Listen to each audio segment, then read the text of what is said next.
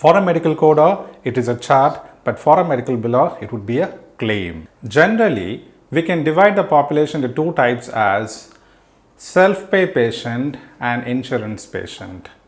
A self-pay patient is one who does not have any health insurance benefits, whereas if a patient has an insurance, we call that as beneficiary, who has benefits of getting the insurance coverage.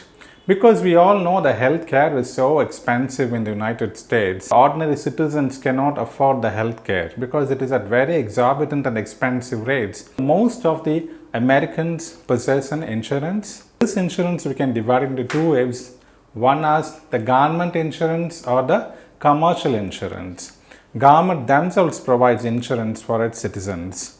So we call them as the federal healthcare programs or state healthcare programs. The hallmark of this government insurance company we have like Medicare, Medicaid, Tricare and all that. And when we say about commercial payers, private payers also come into picture.